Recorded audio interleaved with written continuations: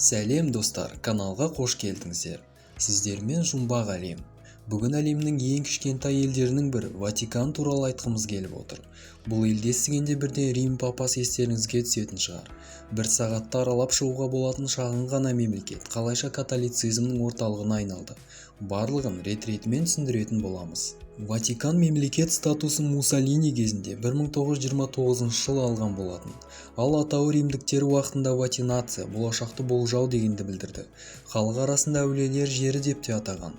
Ресми түрде итальян тілі қолданғанымен шіркеулік рәсімдерде латын тілі қолданылады. Ертеде әулиелер жері саналатын мекенде Клавдий император цирк ойындарын ұйымдастырған болатын. Ал 326 жылы христиан діні тарала бастағанда Константин шіркеуі салынып, қоныстана бастады. Егеменді мемлекет Италияда, Римнің солтүстік-батыс бөлігінде орналасқан. Ел аумағы 440 мың шаршы метрді құрайды. Ватикан әулие тақпен басқарылатын теократиялық мемлекет, яғни заң шығарушы, атқарушы және сот билігін басқарушы өмір бойына сайланатын Рим папасы болып табылады. Рим папасының шешімдерін орындаумен мемлекеттік хатшылық айналысады. Іс жүзінде ол премьер-министрдің міндетін атқарады.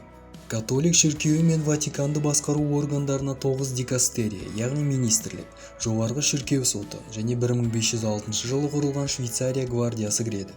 Әскерилер Рим папасын күзетіп және қала аумағына кіреберісте кезекшілікке түседі.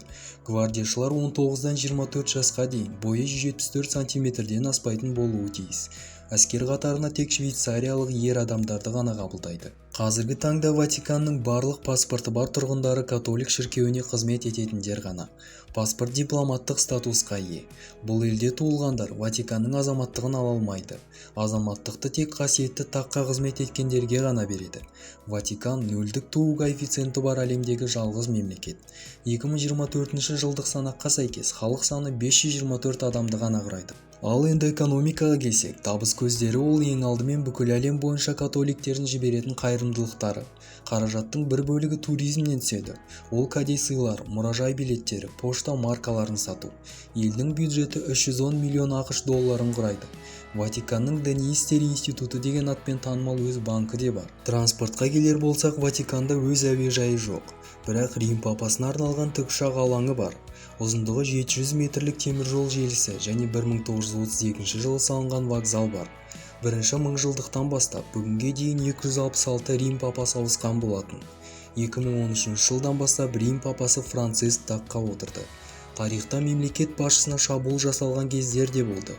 1981 жылы Иоанн Павел II Ватиканның орталық алаңына кузовы ашық Fiat маркалы көлікпен шығады. Автомобиль екінші айналымға өтіп, понтифик халық арасындағы кішкентай қызға еңкейген бетте атылған оқ естіледі. Оқ Рим папасының ішіне тиді.